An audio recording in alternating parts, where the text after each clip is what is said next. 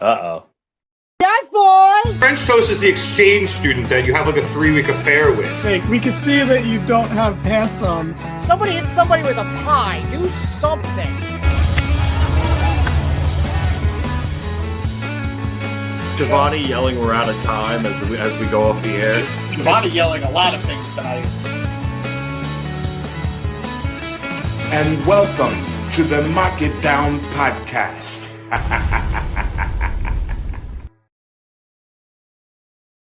Stage here. There we go. Welcome to the Mark It Down podcast. I am here in New York City, uptown, taking care of my baby nephew who's asleep right now.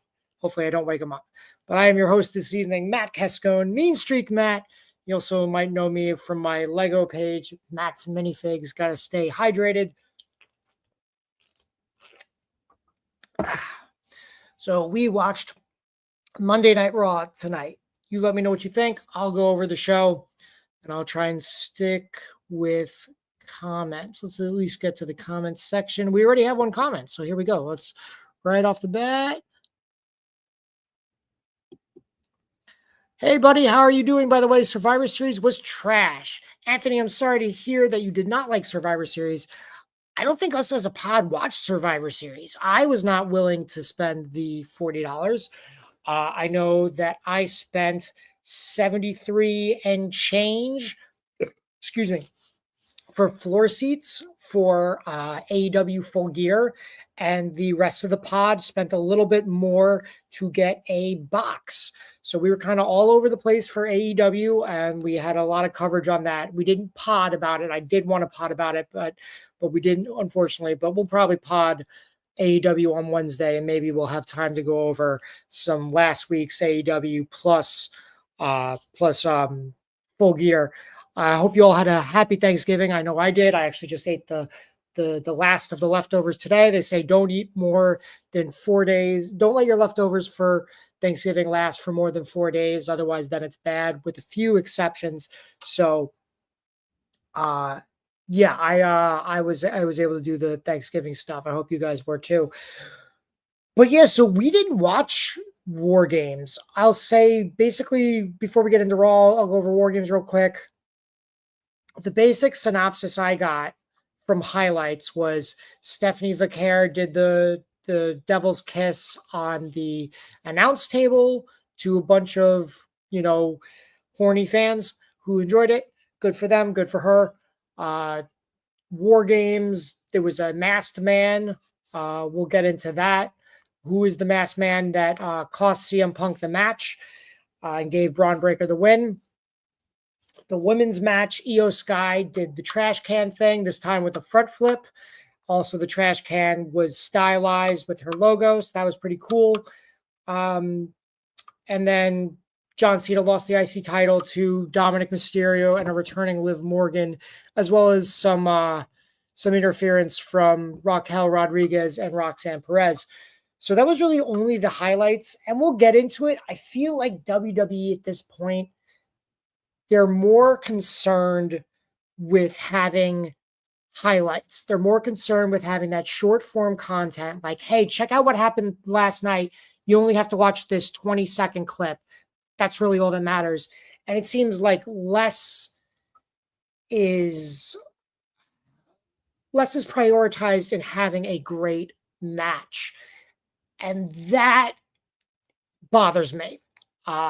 And we'll get more into that as we roll into Raw tonight. So let's see. How did we start off the night? We're already forgetting. It's in and out. That's okay. So Dominic Mysterio comes in. He's got the lowrider. He's got Liv Morgan. They're rolling up. He looks great. They both look great. Excuse me. I think JD opens up the door for Liv. Liv gives him a big hug. Liv gives Raquel a big hug. She acknowledges Roxanne, like not a hug, but like just like a, hey, they seem to be on good terms.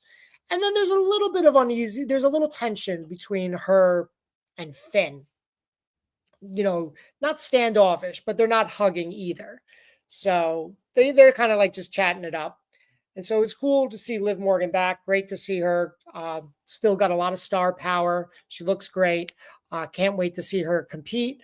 Again, I think she's come a long way and really is not only is in a good spot, but a spot that she deserves, that she earned. So hats off to her, because I used to not think she was great, but then I was coming along. I do miss the tongue color. That was kind of like what first got me to notice her. That's when I was kind of on board. Not that I thought she was like great then, but that I missed the tongue. But she's great now. She doesn't need the tongue. Welcome back, Liv Morgan. We are at Monday Night Raw in Glendale, Arizona. We start off with a hot match. It is the semifinals, the first semifinals of the Cena The Last Time Is Now tournament. We have Jey Uso entering from, the yeet section. He's coming through the crowd. Crowd's still hot for the yeeting. He's the yeet meister. They're yeeting all over Glendale, Arizona. They yeeted themselves. Okay, I'm done. Anyway, he enters first to a big crowd fanfare. The typical stuff with Jey Uso, whether you like it or you're sick of it by now, or if you're somewhere in between like me. Regardless, it's hard to deny his popularity and his entrance alone. Hell, if we go to Raw in Brooklyn next month in January, I am definitely going to figure out, it shouldn't be hard to figure out what section he's coming from, but I definitely want to be in that section when he does the entrance. So he is having the semifinal round. He will face LA Knight. Yeah. And I'm sure I'm not the only one. Maybe I wasn't super expecting Jey to win this, but I certainly didn't want him to. Now, this has nothing to do with the fact that I'm not as hot on Jey as everybody else, but I think Jey has had a lot of opportunities to shine this past year.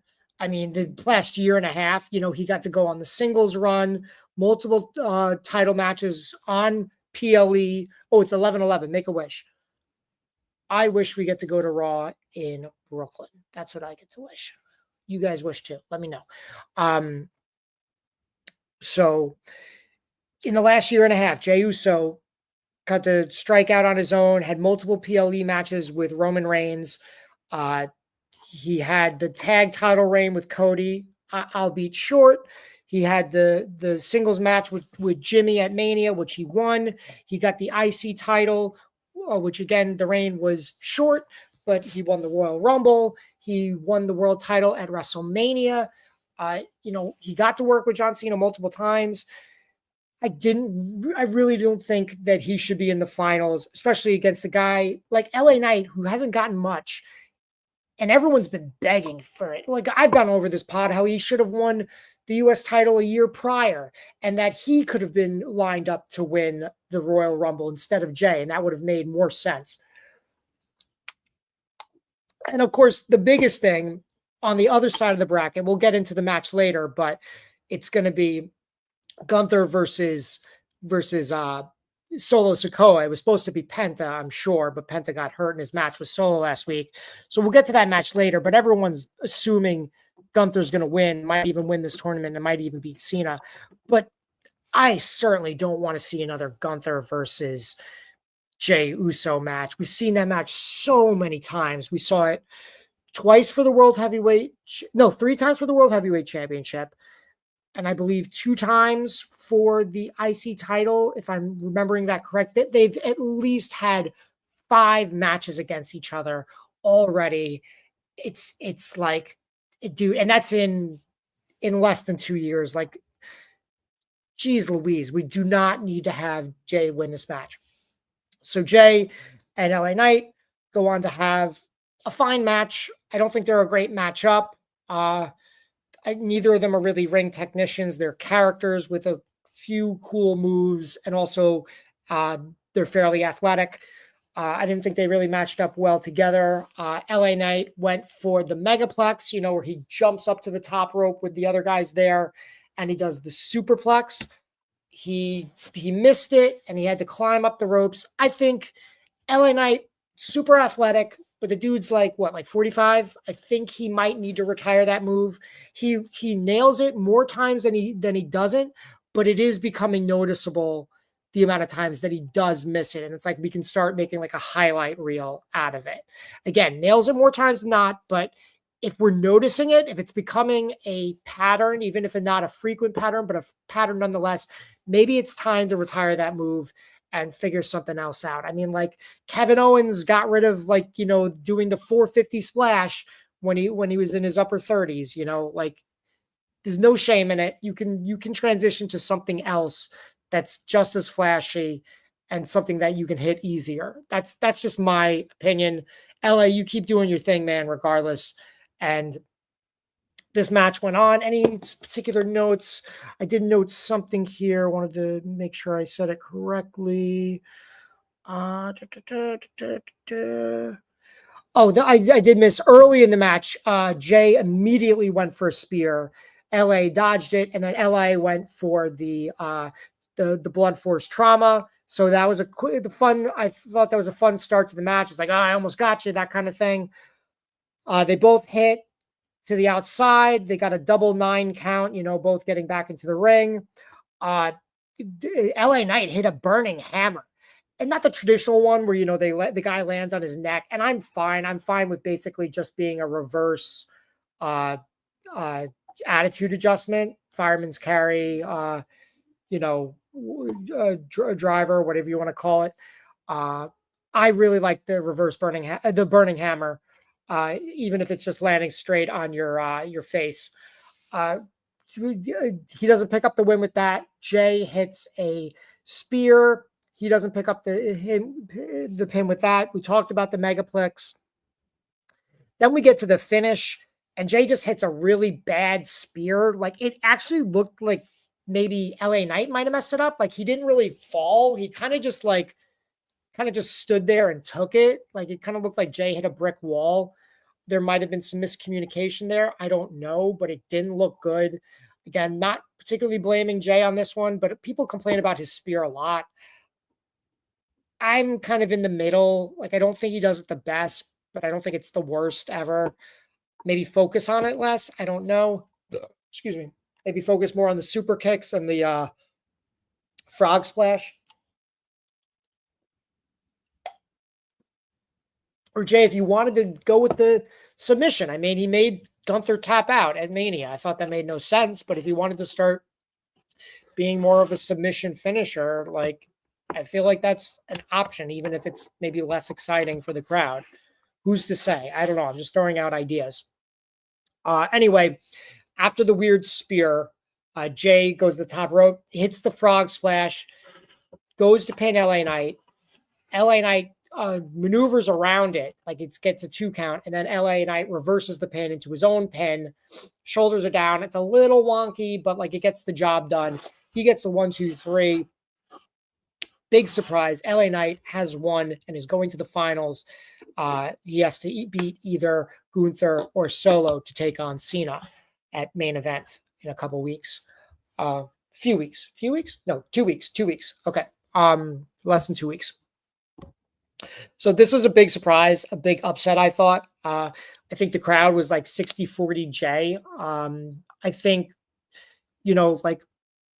like a year, last year's Money in the Bank, when Jay and LA Knight were in it, I felt like they were both, pretty much 50-50 as far as crowds being into the yeet and being into the yeah. And I think just based on booking alone, Jay has kind of surpassed him, but not by much. I think LA Knight is still very popular and profitable. I don't think he's lost a step, even if I think he should retire the Megaplex, which is a great name, by the way. Let's see.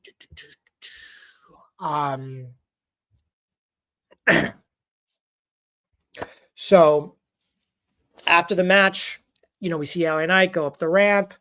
He's happy. Jay Uso kind of loses it. He's frustrated. He lost the match. He dumps the Prime bottle thing. I think this would have been a great opportunity somewhere backstage for Logan Paul would be like, hey man, what the hell? Those are my prime bottles. That's part of my, marketing, like, and you're trashing them. And Jay could say something like, yeah, like screw you and your prime, or like, oh, they'll be talking about it tomorrow. The bad publicity is good publicity. Like, shut up. But again, not really looking for a Logan Paul Jay Uso match either. So maybe we're better off. But Jackie Redmond does try and get a word with Jay Uso, and I'm going out of order here, but I don't really care. And I'm just going to lay down for a little bit. My legs hurt. So out of order, Jackie Redmond tries to talk to Jay backstage as he's leaving. Jay doesn't want any of it. It's kind of funny because, maybe there's something between the two of them. They might have been canoodling when she first started. There was that whole thing about them both getting drunk at the hockey game with Punk, who doesn't drink. Not that that matters, but like, you think like, oh, you could come, you could talk to me, that kind of thing. So maybe there's more to it than that. But he doesn't want to talk. And then he's like, oh, maybe Roman was right. Maybe those titles would look better on his shoulders, like not mine. So it's interesting. He's kind of going back to the whole Roman thing. Oh, here we go.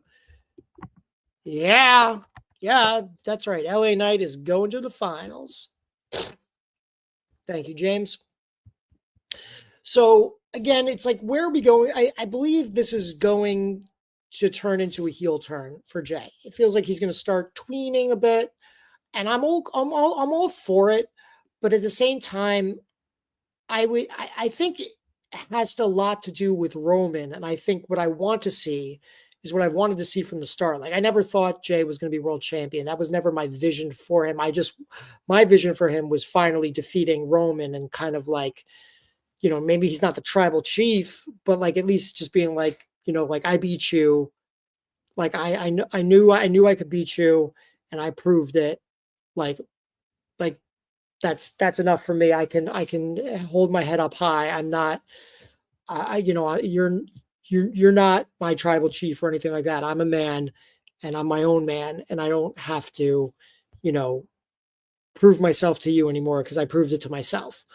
That was what I thought we were going with initially, and then eventually, and then I thought we were doing that again now, but it looks like we're turning heel. But I don't imagine that Jay would take on Roman at WrestleMania. Like, I feel like Roman's going to be in the title picture with Cody. They were probably going to do Seth, but Seth's hurt. So it's probably Cody, which is fine. Having match 3, just get it over with. Hopefully Cody wins and we can end it. But it's, where does Jay fit into all this? I certainly don't want to see him in the world title picture anymore, but I would hate for him just to become like a heel that just is stuck in the mid card doing, kind of like nothing. Like, that doesn't sound good. I don't know. I don't really see where he fits in just yet. Though I think the heel turn is coming, which I do approve of. And I would want it to happen. It's like a slow burn right now, which is good because the crowd is still very hot for him. I just don't want them to wait too long where the crowd is either A, expecting it, or B, they're like, about time, and maybe they stopped cheering him as much. You want it to be where they're upset. You know what I mean? Like, the smart fans like me will be happy, but the general public, the kids, will all be like, Jay, why'd you turn on us? Why'd you turn on your brother? That kind of stuff. Excuse me. Oof, getting a little hiccupy here. So we'll see where that goes. But let's see what happened next on Raw. I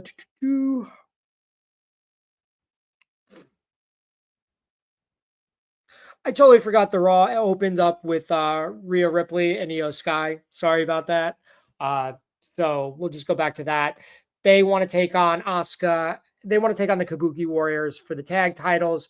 Charlotte and Alexa come out. They're like, we just lost those titles. We want a rematch for them.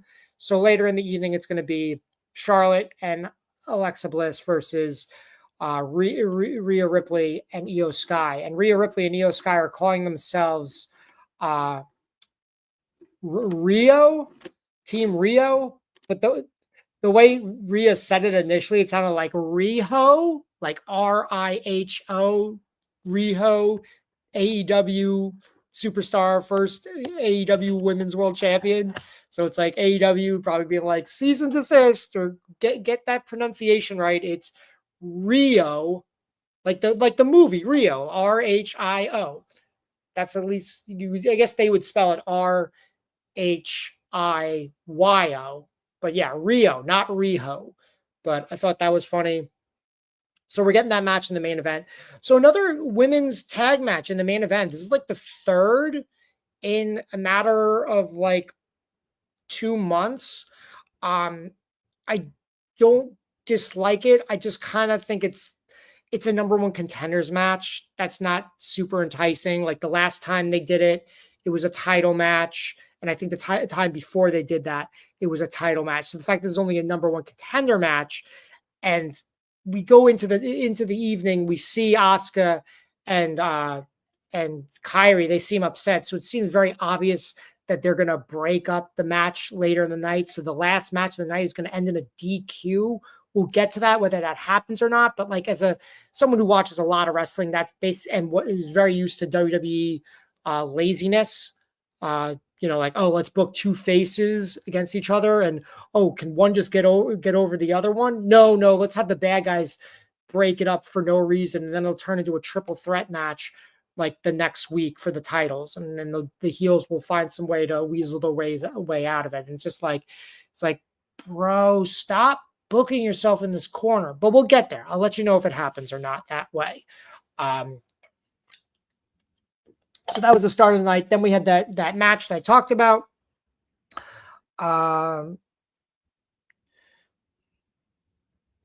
Then we get the Judgment Day are in the ring. They're celebrating Dom's victory. Liv Morgan is like, hey, we're all back. We're back to 100%, but we need to get back on track. Like Judgment Day is running Monday Night Raw, and we are getting back like everything that we've lost. She's implying the tag titles for Finn and JD, and then the women's tag titles for the ladies. And then I guess maybe this happened at Survivor Series on Saturday. Like I know that she jumped into John Cena's arms, but then betrayed him. I assume she smacked Dom before that, because she smacks Dom again here, but then jumps into Dom's arms and does like the nose thing. And it was just kind of like, I don't know, like, are we going with this I'm going to smack Dom every week angle, but then not kiss him on the lips? Like this seems like a really weird dynamic. Like it'd be one thing if they liked it rough or whatever. Like they did that with Christian and Trish Stratus at WrestleMania 20. They did that angle and it worked. But we've got Liv Morgan and Dom, who I assume didn't kiss on the lips on Saturday at Survivor Series. Otherwise, that definitely would have been in like some of the Fallout promo reels and whatnot. Like, check out what you missed. These two have only kissed on the lips twice in this storyline. I get it. He's married in real life. But I don't know, man. Like it feels like that weird time in WWE when they were switching to TV PG and like people would be in relationships, but nobody was kissing on the lips. I'm not that obsessed with like lip kissing. It doesn't feel like, especially if you're a bad guy. If you're a bad guy, I'm supposed to be hating you. Like you should just be doing PDA and going, I should be like, screw you, gross. Like, you know what I mean? Especially for the kids who are like not into, like whether you like people making out or not, whatever, like whatever floats your boat. But kids most certainly don't like that. Like, ew, gross, cooties. So the fact they don't do it on TV, but they're back in this relationship, and I guess they're not doing the Roxanne angle. They've kind of been hot and cold. We'll see if that goes anywhere. I would only be like, I wouldn't say into, because again, it makes me sound like a sex pest. Not approve. It's not really up to me, but I would only be like, okay, let's do the Roxanne Dom love angle, as if she was just using him to get to the top. You know what I mean? Like, I don't want her to actually have feelings for Dom, because then I think she looks dumb for being like the third girl, not to mention Dom's real life wife. You know what I mean? Like, Roxanne deserves better booking. I don't think she should just have to be shoehorned into being Dominic's next squeeze. But that's besides the point. The segment ends, lots of booing. We know what the Judgment Day wants to do, what's next for them. We get a kind of a pretty cool training montage of Maxine and Natalya. Natalya obviously training Maxine. I really like this, but I thought it was odd because did I miss anything? Yes, I did. I missed another thing. So earlier, sorry, we're going all over the place. Let me finish up with the Maxine thing. I thought this training montage was really good, but it just felt kind of like out of place. Like, why is she doing this now? She just won the title. She should kind of be celebrating, or at least like, I don't know. It feels like the training montage is what you do before your big title match. And it felt like they were referencing that with Maxine. She's like, Adam Pearce, I'm not ready yet. Like, I'll let you know when I'm ready. And we thought it was because she was training, but she's doing the training montage now. I wonder where that's coming from. Did they just not have it ready before? And they're like, okay, let's just use it now. Again, it's not a big deal. And I did like it. I honestly, I do hope at some point this just ends with Natalya winning the IC title, even if it's a short reign, you know, the fact that earlier in the night, Ivy Nile was like telling Adam Pearce, like, oh, Maxine's never beat me. I should be #1 contender. And I'm like, does anybody want to see that match? Like, Ivy Nile, she had a world title match with Rhea Ripley, like over a year ago, and it was pretty basic, like bare bones. I think she has a ton of potential, but she hasn't lived up to it yet. I think Maxine has shown more improvement than Ivy Nile, and I don't know if they could actually have a great match or not. I wouldn't count on it. So why even do it? I want Maxine to be having matches with more experienced competitors that are going to help get her to that next level. And again, eventually would want Natalya. It doesn't even have to be a betrayal. We've seen Natalya go back and forth between heel and face. I would just like straight up just have like a hard-hitting match between the two of them somewhere down the line. Doesn't have to be right now. Let Maxine have a bit of a run with the title. Just Natalya just gets the better of her. And even Maxine, if they were really happy with Maxine's run as champ, she could win the title back from Natalya. I'd be okay with that too. But like, let's focus on this first title reign, how it's going. Not really looking forward to the match between Ivy and Io, but they're more than, they're like, hey, prove me wrong. Because I mean, Maxine, I didn't think her title match where she won was great, but I did really enjoy the first two that she had before that with Becky Lynch. So I know she's capable, and I am looking forward to her as champ, maybe if not for that exact match. Braun Breaker is going to be the #1 contender to Punk's World Heavyweight Championship. Boom, there you go. That match is going to happen on January 5th. It is the year anniversary of Netflix deal with Raw. We'll see if Netflix is happy with that deal. Maybe they want to pull out. I don't know. You tell me. But that'll be in Brooklyn. Hopefully, I will be there. I was there the last time Raw was in Brooklyn. Netflix invited me. I'd really like to come back. I'd really love to do some stuff. And we did great content for them, me and Machoverse. We're hoping to do that again. So stay tuned. Maybe we'll have some good news because we were not at Raw at Madison Square Garden, which was heartbreaking. How are we doing? 29 minutes. Okay, not bad. Hi, Chris Gamma. I do not watch ROH. I used to. Way back when I started going, my first ROH show was Final Battle 2010, which was the main event was a unsanctioned match. Was that Fight Without Honor? That's what it was called, between Kevin Steen and El Generico. And then I went to Ring of Honor matches shows for about 5 years, and then the last show I went to was I went for more than 5 years, but my last Ring of Honor show was the one at the Garden. And I think Ring of Honor just kind of fell apart. Like they were being held together by tape at that point, but they still put on a great show. Too many title changes in my opinion, but so did WrestleMania 35 that year. But they kind of just completely fell apart after that. But no, I don't watch ROH currently. I do not know where you can watch ROH highlights. Sorry, I honestly don't. 411. I mean, I would just scour YouTube. Reddit. It's another one you could ask on Reddit if anyone's got that footage.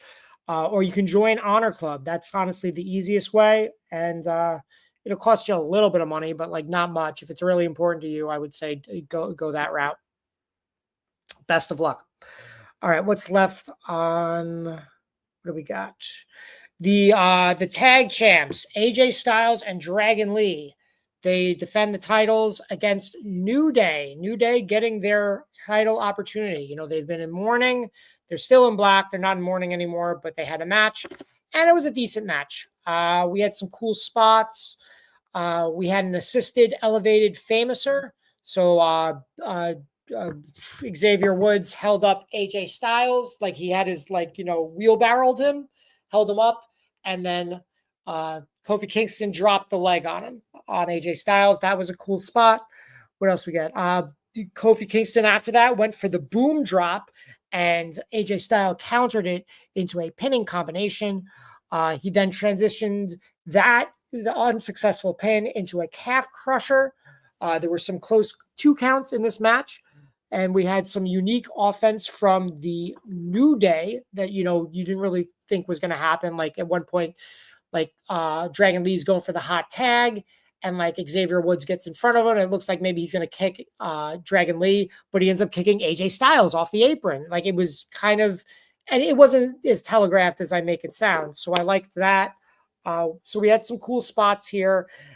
There was some clunkiness, unfortunately, towards the end, but the finish was great. Kofi Kingston's hanging on the top rope, which I usually hate, but they did it quick enough where Dragon Lee hit the drop kick. It springboarded Kofi off of the top rope into AJ Styles' arms, who hit him with the Styles Clash in a very flashy and quick sequence. And also while he was doing that, Dragon Lee dove to the outside to take out Xavier Woods and their friends, not Austin Theory, Grayson Waller. Any other comments here? Nope. Okay, let me check another thing. Okay, we're all good. So that was the 1, 2, 3, and they get the win.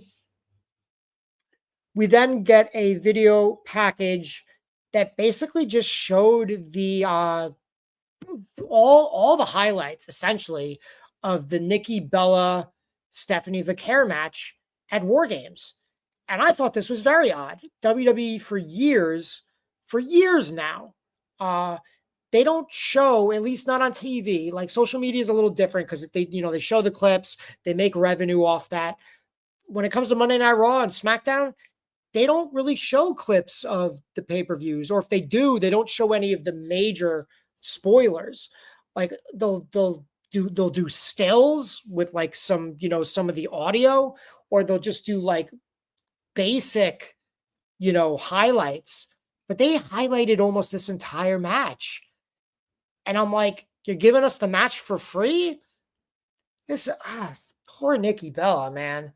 I really hope something, I think she's got a Christmas movie coming out on Hallmark. I hope that does well for Hallmark standards, because I didn't see this match, but again, the only highlight I saw on social media was the Stephanie Vaquer Devil's Kiss on the announce table, which looked great. But there was nothing else about the match whatsoever, except for this highlight. And the match looked fine. I can't tell you I didn't see it, but they're just like, this is what happened. Stephanie Vaquer won. They go backstage to Stephanie Vaquer. Stephanie Vaquer basically says she's ready for anybody. Don't mess with me. And Liv Morgan comes by, and, she just kind of congratulates her, not sarcastically, but not wholeheartedly. she basically is here to tell her, like, hey, I'm back. I've held that title. I'm back and I'm looking to hold that title again. So, like, be prepared for me. It gets the job done. I dug it. And that's actually a match I would like to see. Like, could it be good? Yeah. Could it be great? Of course. Could it be terrible? That happens too. It's you never know in wrestling, but it's a match we haven't seen yet. And I'd like to see it. Like I said, I do think highly of Liv Morgan.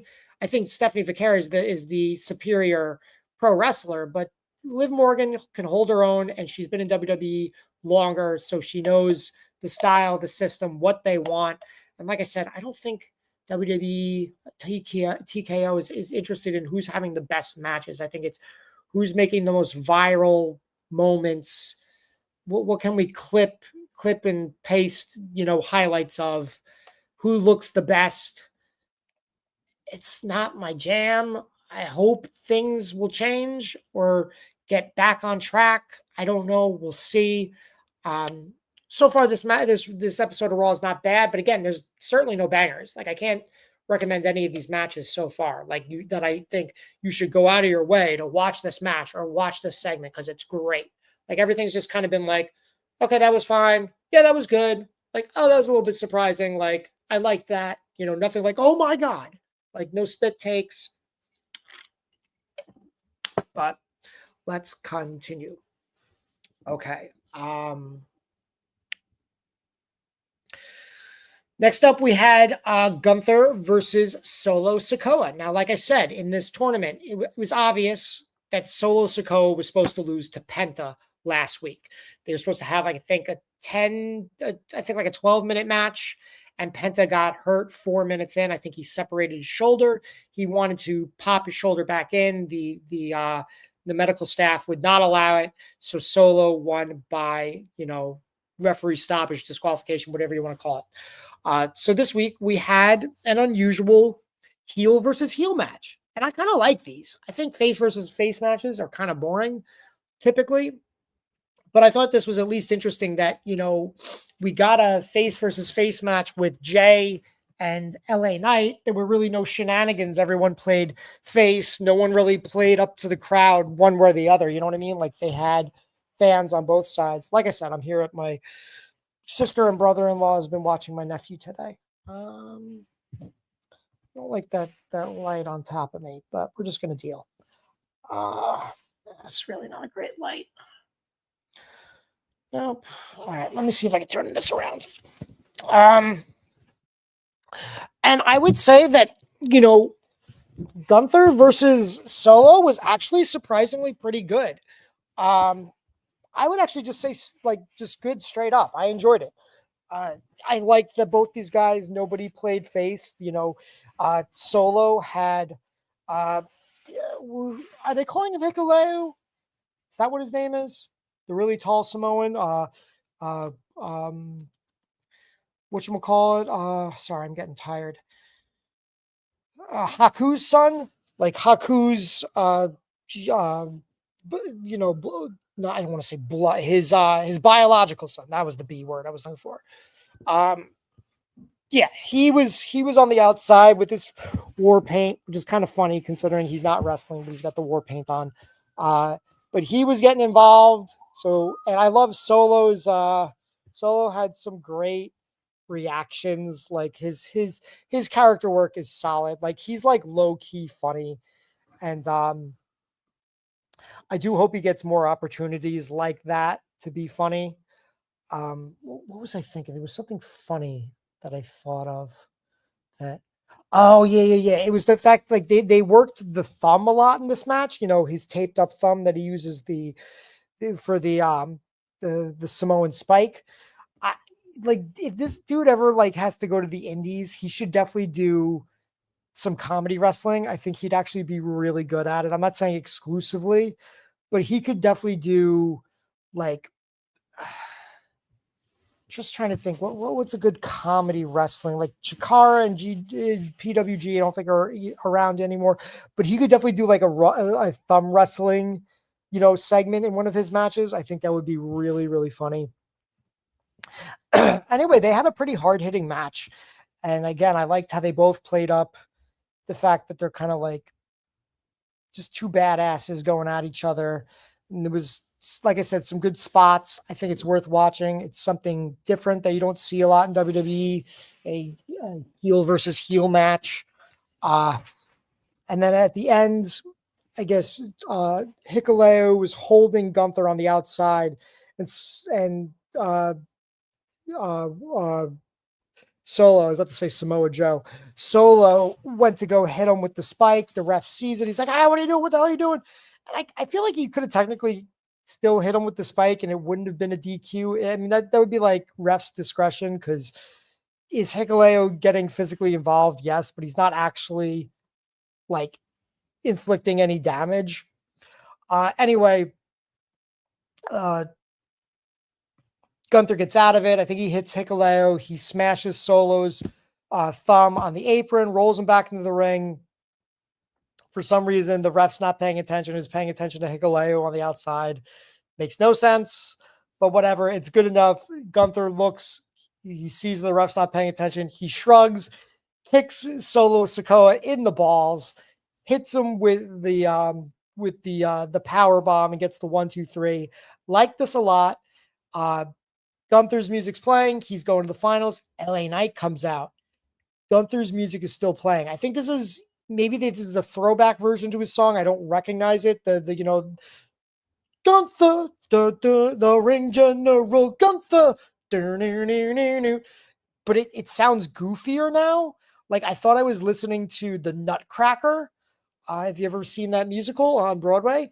I haven't seen it in probably 30 years, but like that's what it reminded me of. It was just very kind of jolly and goofy, and it didn't fit.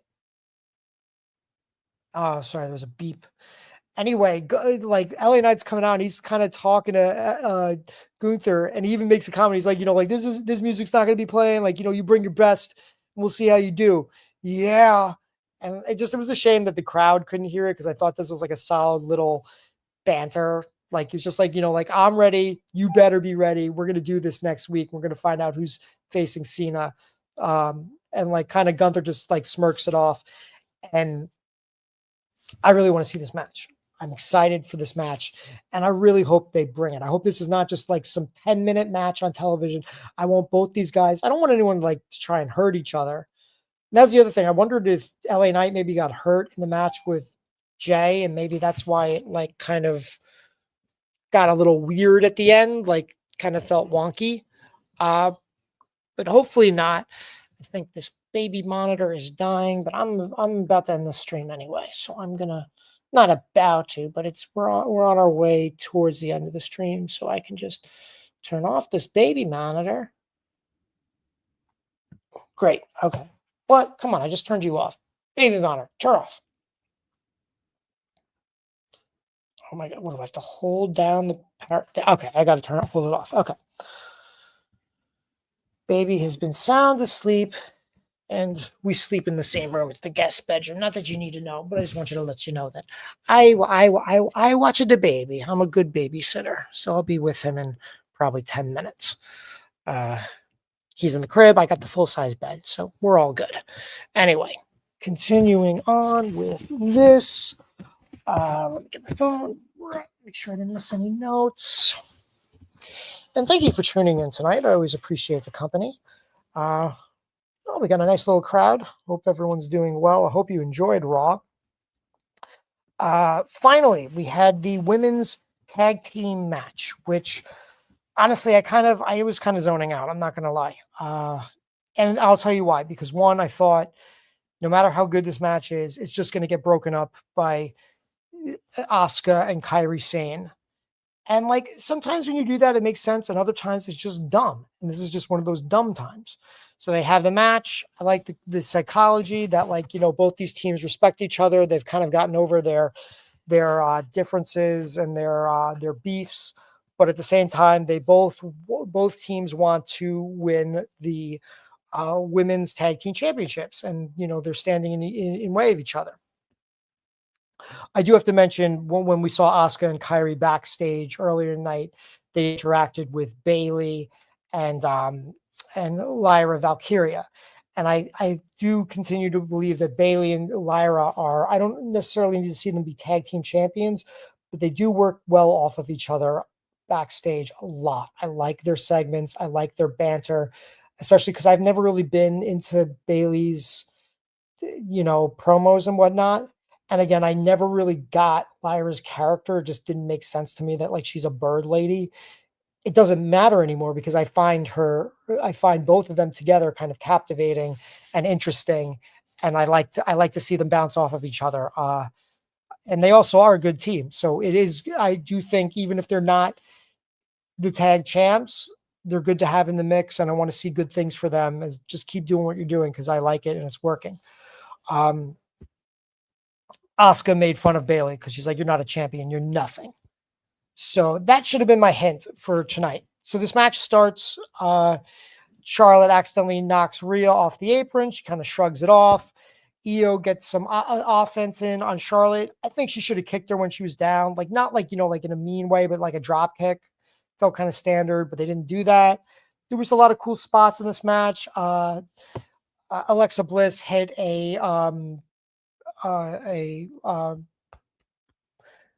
she hit a Sister Abigail on Rhea Ripley. Io broke that up. And then, unfortunately, Rhea hit like the worst riptide I've ever seen on Alexa Bliss. It's like Alexa Bliss is 5 foot, weighs like 100 pounds. Like, how do you hit a terrible riptide on her? Like, this is the one person you should be doing like a great riptide on. Io goes for the moonsault, and then Asuka and Kyrie break it up. I think this makes no sense because we've been watching wrestling for how many decades? We know when you do this, the general manager comes out and says, all right, this number one contender match is over. It's a double disqualification, but you're not going to face them. You're not going to face them. You're going to face them both in a triple threat match next week. And it's like, at least when you have the champs like sit in a commentary, like you can do the thing where like one of the teams gets bumped into them and they get hot. They got hot headed. They don't think for a second and then they go attack. You know what I mean? Like that's at least, excusable, like in the moment. But to have like a planned attack, like premeditated, you just look so stupid. All right, we got a comment here. I'm watching WrestleMania 2000 now. Cool. What match are you up to? Let me know, Tyler. So here's where it gets surprising, though. The attack happens. The attack's actually really wonky. Like Asuka and Kyrie are clearly supposed to hit. I think it was Io at the same time, like kick her. They didn't. It starts getting sloppy, and I'm like, what the hell is going on? But again, the thing I feared happened, which is that the main event of this Raw has ended in a DQ, which is not fun. Like, I think that's always like a really crappy way to end a show. You wouldn't end a pay-per-view like that, like or a PLE. Why do it on your television show? You can do that match in the middle of the card. You could have had Gunther and Solo go on last. You know what I mean? I'm all for the women getting more chances, and I've liked that they've had these tag matches in the main event the few times in this last month and a half or so. But again, the fact that this was a number one contender match, and the fact that we knew, or at least I knew, it was going to end in DQ, kind of made me be like, nah. So at that point, though, you think it's over, but then something else is happening because, like, nothing's really happening. And you're like, and then I'm just like, boom, Bailey and Lyra are going to come out and also attack. So maybe this will be a fatal 4-way whenever they do this title match. So they're attacking, and I think we're wrapping up. But then you hear a really loud cheer. I'm like, oh, what's happening now? Like, and like a blonde comes out of nowhere. I'm like, oh, who was that? And I'm like, oh, it's Liv Morgan. Liv Morgan's coming out. And I'm like, why is she attacking? She's clearly going after Stephanie Vicaire. And then after Liv, and I like how it wasn't all at the same time. After Liv came in, right after her came Roxanne and Raquel, and they attack Asuka and Kyrie. So everyone's laid out except for the Judgment Day in the form of Raquel Rodriguez, Roxanne Perez, and Liv Morgan. Roxanne and Raquel grab the titles, the tag titles, Roxanne goes to hand one to Liv. Liv accepts it, but gives it back to Roxanne. Liv goes into the center. They're all standing in the center of the ring. Liv is in between them. She holds up their hands. So it's clearly the mission right now. Like I said, they want all the gold back. Roxanne and Raquel are going to go for the tag titles, and Liv Morgan is going to go for that world championship. Who knows? Maybe the IC title, but it's looking much more like the the world championship. So, like, decent beatdown, and I kind of liked the ending. The ending, that's like kind of a cool way to show the ending of a show. Like, oh, they're all beat down, and Liv Morgan and the Judgment Day are on top. But again, the fact that we had to go through the DQ and like the sloppy beatdown from Asuka and Kairi, who are way more capable than that. But again, it happens. Miscommunication. It's not the end of the world. That was kind of a bummer. LA Knight winning was a nice change of pace. I'm really hoping, again, I want to see a great match between him and Gunther, and I want to see LA Knight win. We already saw Gunther, like this year, he was world heavyweight champion twice. We saw him, he retired Goldberg in a not great match. I don't blame Gunther for that bad match. I blame bad booking and partially Goldberg. But I don't need to see him win and be in another retirement match. He already got one this year. Let's give this to LA Knight. Win or lose, hopefully win. LA Knight needs something, man, because he was US champ at WrestleMania. That was more than 6 months ago. Like, was that even this Mania? Yeah, it was. It was, the guy hasn't gotten much to do. He's still super popular. He needs this. And I think the fans would be into it. I don't think the fans would be into Gunther. I mean, I guess they would be cheering Cena, and I know that's what you want, but like, I also think there's something about passing the torch. Like, we've seen it with Cena, like in multiple different ways over the past like 5 years. We've seen him lose to guys like Austin Theory and Solo Sikoa. We've seen him raise the hand of Shinsuke Nakamura, Finn Balor, and LA Knight. Out of those three, LA Knight didn't get to face John Cena in a match. John Cena was giving him the credentials, but like Nakamura got to beat John Cena one-on-one. Finn Balor got to beat John Cena in like, I think it was like a 5-way match to be the number one contender to Brock Lesnar for the Universal title. Look it up. It's a few years ago. But same with Nakamura. But like LA Knight, I think John was just the ref, the celebrity, the special guest referee in a match that LA Knight won. And like at the end, John on the apron gave him his kudos, like raising his hand, being like, this is the next guy. And it's like, okay, John, now's your time to really prove it, because we didn't really get it with Nakamura or Finn. Not that it's John's fault or even their fault, but it didn't happen. We can make this happen now. You can even put that in the video package for that match. Be like, John, like, you raised my hand, you solidified me as the next guy, and like, I'm going to prove it to you at Saturday night's main event when I beat you. 1, 2, 3. Yeah. With everybody saying LA Knight. Yeah. Like, come on.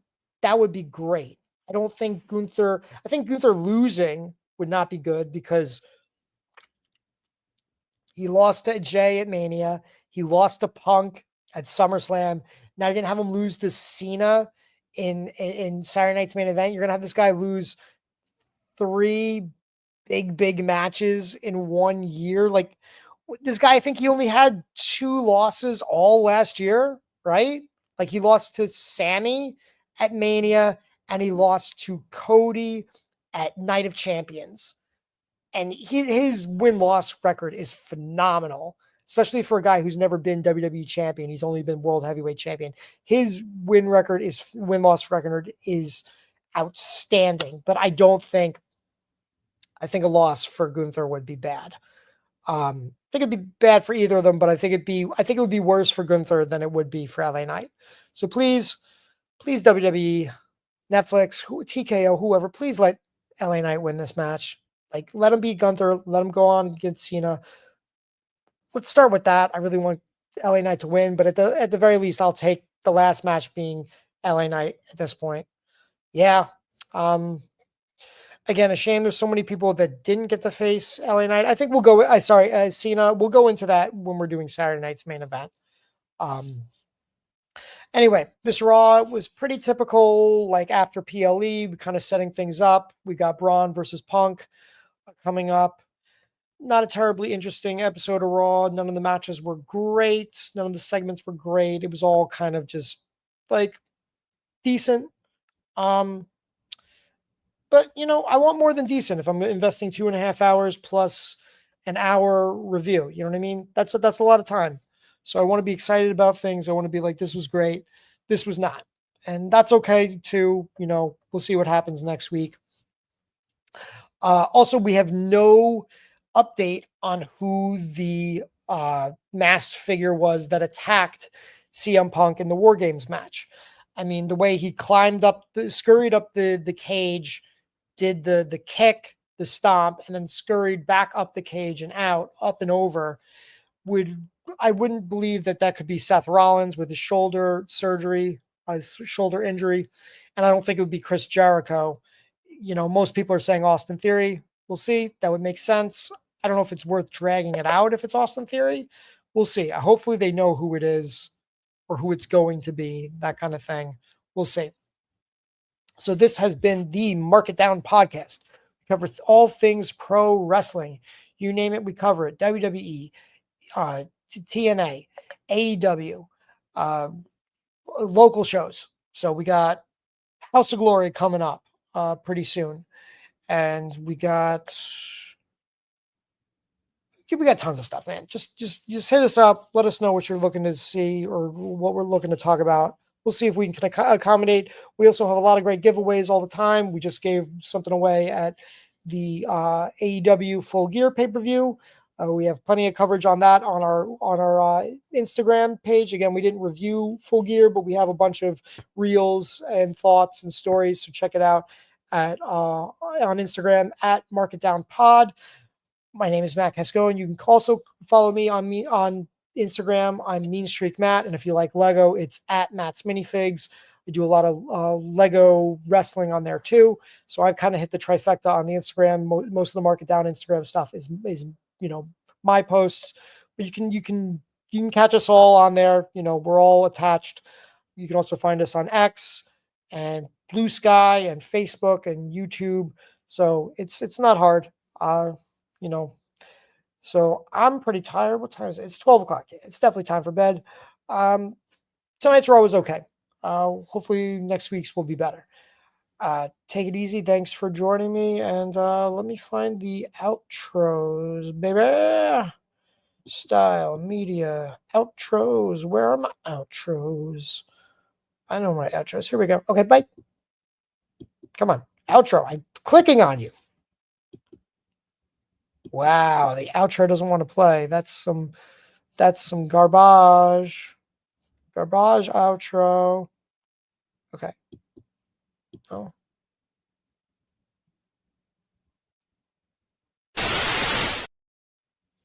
I wanted a real outro.